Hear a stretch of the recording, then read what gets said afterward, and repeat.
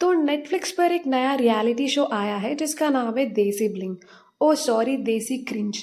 इसे देसी क्रिंज कहना ज़्यादा अप्रोप्रिएट होगा। मतलब शो में इतना क्रिंज कंटेंट है कि हर नया एपिसोड पिछले वाले से भी ज़्यादा ऑकवर्ड और ओवर द टॉप लगता है। लग्जरी दिखाने के चक्कर में कई बार चीज़ों को इतने एग्जैगरेट किया जाता है कि एंटरटेनमेंट से ज़्यादा सेकेंड हैंड एम्बैरेसमेंट फील होने लगती है। बात करेंगे बिंदा जी की और उनकी ऑकवर्ड थियरीज की। So one of the episodes में बिंदा जी ये कहती है कि सतीश जी का मानना है कि अगर वाइफ रोज उनका फुट मसाज करे तो उनकी सेवा करे तो उनका प्रॉस्पेरिटी और लक्ष्मी आती है घर में। देखिए, अगर ये उनकी पर्सनल चॉइस है तो बिल्कुल ठीक है। हर कपल अपने रिलेशनशिप को अपने तरीके से हैंडल करते हैं, लेकिन प्रॉब्लम तब आती है जब इसे एक यूनिवर्सल रूल की तरह प्रेजेंट किया जाए तो। जैसे कि एक आइडल वाइफ होने का मतलब सिर्फ हस्बैंड की सेवा करना नहीं होता है। जैसा उसकी अपनी आइडेंटिटी, एम्बिशियस और इंडिविजुअलिटी की कोई इंपॉर्टेंस ही ना हो। रिलेशनशिप में केयर और सपोर्ट दोनों की तरफ से होना चाहिए, लेकिन यहाँ दिखाना कि वाइफ का प्राइमरी रोल सिर्फ इमोशनली और फिजिकली हस्बैंड को सर्व करना है और वही सक्सेसफुल मैरिज का सीक्रेट है, ये बात बहुत से व्यूअर्स को प्रॉब्लमैटिक लगी। और बिंदा जी का मानना ये है कि अगर उनके हस्बैंड वीकेंड पर अलग अलग लड़कियों के साथ पार्टी करते हैं तो उन्हें कोई प्रॉब्लम नहीं है, लेकिन अगर वही हस्बैंड एक ही लड़की के साथ बार बार पार्टी करने लगे तब सिचुएशन थोड़ी सस्पिशियस हो जाती है उनके लिए। लाइक सीरियसली, अगर हस्बैंड अलग अलग लड़कियों से पार्टी कर रहा है तो वाइफ को कोई दिक्कत ही नहीं है। ये क्या बात हुई यार, ये तो अमीरों वाली बात हो गई। एक्चुअली बात सही है, क्योंकि सतीश जी जो है बिंदा जी को 40 किलो सोना जो दे रहे हैं तो ऑब्वियसली कंप्लेंट्स की गुंजाइश ही कहाँ से बची।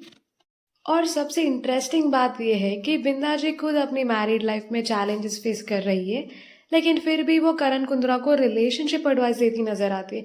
उनका कहना यह है कि तेजस्वी शायद उनके लिए राइट पर्सन नहीं है। अब इंटरनेट का रिएक्शन यहाँ भी काफ़ी स्ट्रांग है।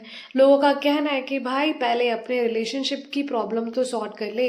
ऑडियंस का मानना है कि जब आपकी खुद की मैरिड लाइफ इतना डिस्कशन और कंट्रोवर्सीज में घिरी हुई है तब दूसरों के रिलेशनशिप पर एक्सपर्ट ओपिनियन क्यों देते हो।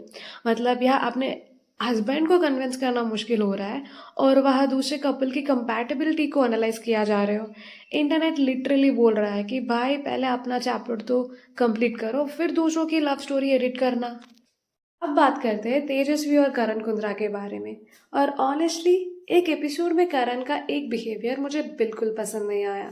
करण खुद जाकर अपने नए फ्रेंड्स के सामने तेजस्वी की कंप्लेन करते हुए नजर आते हैं और मुझे ये थोड़ा अनफेयर लगा, क्योंकि तेजस्वी कोई ऐसी इंसान नहीं है जिसे आप कल मिले हो। आप दोनों सालों से एक दूसरे को जानते हो, इतने सालों से रिलेशनशिप में हो, एक दूसरे की स्ट्रेंथ और फ्लॉस को जानते हो। तो फिर अचानक से सिर्फ इसीलिए क्योंकि अब आप कुछ नए और वेल्दी लोगों के सर्कल में आ गए, अपने पार्टनर को इमेच्योर बोलना और उनके सामने नीचा दिखाना थोड़ा अजीब लगता है। मुझे पर्सनली ये चीज़ सही नहीं लगी। अगर कोई इश्यू है तो उसे प्राइवेटली डिस्कस किया जा सकता है, लेकिन पब्लिक में स्पेशली नए दोस्तों के सामने अपनी पार्टनर की शॉर्टकमिंग्स हाईलाइट करना रिलेशनशिप को स्ट्रॉन्ग नहीं बल्कि ऑकवर्ड बना देता है। अब ऑनेस्टली स्पीकिंग, तेजस्वी को देखकर मुझे एक चीज़ ज़रूर फील हुई। मुझे लगता है कि इस शो में वो अपनी रियल सेल्फ प्रेजेंट कर रही है।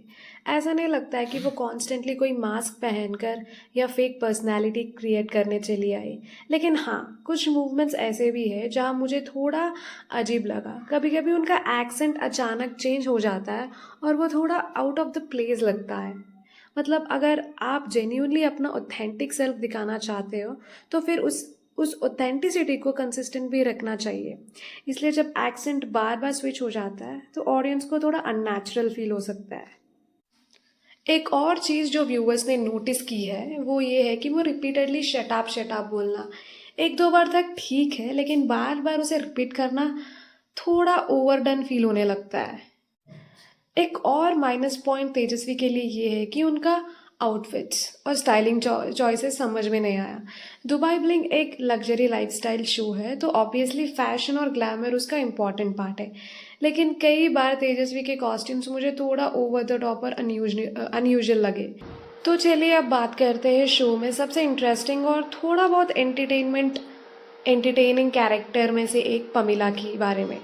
ऑनेस्टली पमीला को देखकर कभी कभी ऐसा लगता है कि वो अपनी ही दुनिया में रहती है। उन्हें इस बात से कोई फ़र्क ही नहीं पड़ता कि लोग उनके बारे में क्या सोच रहे हैं, क्या बोल रहे हैं और उनकी किस तरह जज कर रहे हैं। उनका कॉन्फिडेंस इतना ज़्यादा है कि कई बार वो कॉन्फिडेंस और डिल्यूजन के बीच का जो लाइन है उसे ब्लर कर देती है। बर्थडे पार्टी वाला सीन ही देख लिया जाए तो वहाँ उन्होंने एक ऐसा अनयूजुअल कटआउट्स रखे थे जिसे देखकर काफ़ी लोगों ने अंदर ही अंदर मजाक बनाया हुआ है। और पमीला ने एंट्री लेते ही लेली पर एक एलिगेशन लगा दिया। पमीला का कहना है कि लेली ने उनके एक्स बॉयफ्रेंड का नंबर मांगा था।